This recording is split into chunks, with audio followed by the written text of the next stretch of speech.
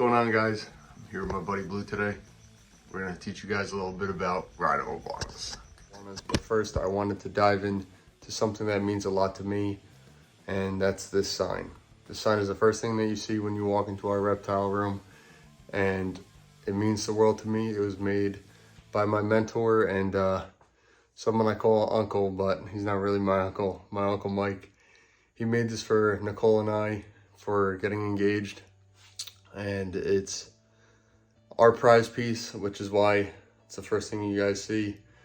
It's called Shogaban, I think. I might be saying that totally wrong, but what it is it's burnt wood that gets etched by a torch, and then he lays epoxy resin over it, then puts the logo, and then lays a final coat over it. It's actually pretty amazing. I know it's hard for you guys to see, but you can see a little bit in the light when I turn. It's absolutely amazing. It's the coolest thing in the world to me, and I owe Mike the world, because besides all this, he's been somebody that really spends the time and talks to me and taught me a lot. Never talks down to you, always talks up to you if anything. And I know I'm not the only person he's helped in the hobby. He's a great guy, and I'm proud to call him my friend. But thanks for listening. Let's check out some Rhino iguanas.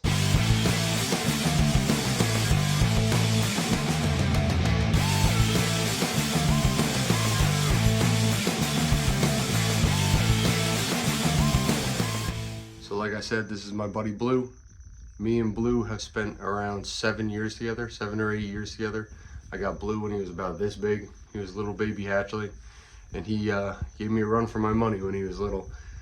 It didn't take long. I spent almost every day with him. It was a pretty vicious cycle of me just taking him out every day and working with him. And I kind of had my mindset that I was going to get him to become a tame animal that was used to me. And it started in the cage. I would get my hand underneath him and try to pick him up, and he wasn't about it at first. He wanted nothing to do with it. There's no way he was coming out of that cage. But after a while, I got him comfortable with me, and I would slowly pick him up a little more and more, to the point where I'd actually pick him completely up and out of the cage. And if you watch, even now, he kind of sticks his butt in the air because he knows he's gonna get picked up. And as you can see, he's totally calm with it now. He knows the routine at this point, but he's a good boy. And after I got him out of the cage, the next process was getting him to be calm and hang out with me. And once I got to that point, I could have him out all the time. I'd pick him up, same thing, he's still doing the same pose. He's got his butt in the air because he likes it. He likes being out. He thinks he's gonna come out of his enclosure and just hang out. And once I got past that point, he'd be out in my room. He'd sit on my bed. I'd actually leave him out in my room growing up, and I had absolutely zero issues with them. In my opinion, they are the best reptile you can have. So I say that to everyone. I've said that my entire life.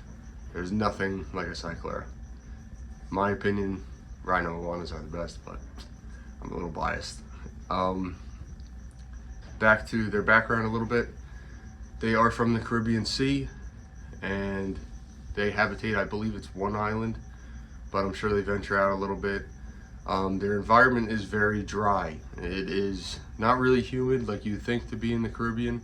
It's a very dry environment. Their substrate is mostly a sandy, rocky kind of substrate. There's not much water where they come from. It doesn't really rain a lot where they come from. The only access to water that they have is salt water, so that's not really drinkable for them. So most of their hydration comes from the foods that they eat. It's not really them drinking out of water. Don't get me wrong, all of our iguanas are provided water bowls, and they will drink out of them, but you don't see them do it very often. Their habitat is mostly shrubs. It's covered in low bushes. There's not a lot of foliage around. There's not a lot of shade, so they kind of live in a very desert-like environment, and we kind of try to provide that here. Our substrate is sand and peat moss. It's a mixture, and they seem to love it.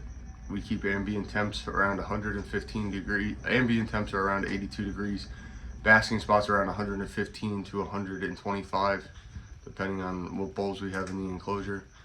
But you'll see them basking most of the day, and once the lights go out, they're out. You'll never see them running around in the nighttime. Once the lights are out, they're pretty dormant. They go to sleep. So, like I said, this is my buddy Blue. He's my favorite. But we have 4 pairs of Rhino iguanas. I'm going to show you all of the males, and I'll try to get the females, but they're a little more rowdy than the males. And see what you guys think. Our boys are Romeo and Juliet are one pair. Romeo and Juliet are our rowdiest ones. So I'm gonna leave them alone. I'm gonna show you guys Big Boy, who is just like Blue. My dad raised him from a baby. And I'll show you guys Kong and his girlfriend. Kong can be rowdy too, but he is our biggest male. He has the most facial features. He has like rocks growing off of his face. It's pretty amazing. So I'll let you guys check them out and see what you guys think about them. See you soon. So this is Big Boy, guys. This is usually how he greets me, right at the window. He wants to come out and hang out, or if I come in his enclosure, he wants to see what's going on. Big Boy is absolutely massive. Again, not as big as Kong body-wise, but he is a big boy. He looks like he has a skeleton on his face because he is in mid-shed right now. They usually have a very thick shed, and but he's the same way, just like a puppy. See how he closes his eyes when you scratch him? They're absolutely amazing. I've said it, but I'll say it again. By far my favorite reptile. Always will be. They are a part of our family for sure. So last but definitely not least, I'm gonna jump in Kong's cage here and show you him. He is our biggest male. He has the craziest facial features and just a massive noggin. So I'm gonna show you that, and then I'm gonna jump back out and talk to you guys a little bit more. So let's do it.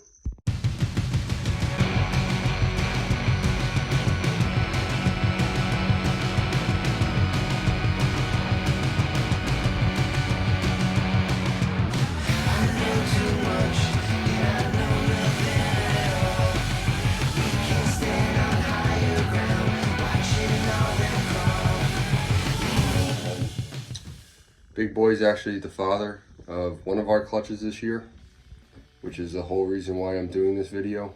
I want to show you guys something pretty cool. I candled the eggs, and it's pretty amazing what you can see when you candle them. A lot of people don't like to do it because they don't like to disturb their eggs. I'm super careful with it, and I like to understand it a little more. So if you watch this next video, you'll see the starting moments of a baby Rhino iguana. Check it out.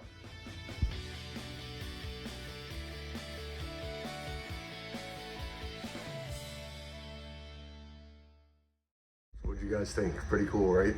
To see, the whole reason why I did this video is because I looked in that incubator and I candled the one just to see how they were doing.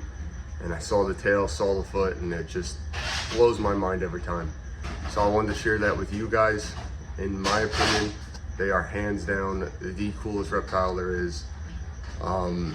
They are like scaly dogs, as some people say. The absolute most amazing reptile. If you have the space and you can do this and you can do them right, you won't regret it. Plus, this video is to kind of shine some light where I can on a reptile that is critically endangered. Believe it or not, you will see a lot of them in the United States because we have great breeders over here that have been doing work for many years trying to conserve and get them back into the wild, which is huge. We have people like Ty Park. That's the first person that comes to mind when I think about Rhino iguanas, because he had, when I was growing up the first time I went there, I think it was 2017 or 2019. One of the two, when I first went to see Ty and I saw his Rhino iguanas in person, it made my love for them even greater. I had purchased a lot of these from Ty before then, but then to see them in like a natural lake setting, the way Ty keeps them, blew my mind. It was a huge influence on how I keep them now. And Ty's a great guy. He donates a lot to conservation. He does a lot of conservation himself, and he's been breeding these animals a long time and doing it right. So enough about that. But if you guys do want any babies, if you guys would like to have one of our Rhino iguana hatchlings this year, feel free to reach out. I have over 30 eggs in the incubator right now, so we're gonna have a ton of baby rhinos running around. And in my opinion, it's the best time to start is with a baby. You can really put the time in the beginning, and they get used to you, and they know me above anybody else when I come in. They know people. When I come into the enclosure, they know me different than my brothers, my sister, my dad, Nicole. My Rhino iguana, as soon as I come in, butts in the air, he wants me to pick him up. It's a cool thing. If you guys are looking for something like that, feel free to reach out. I will help you with anything you need.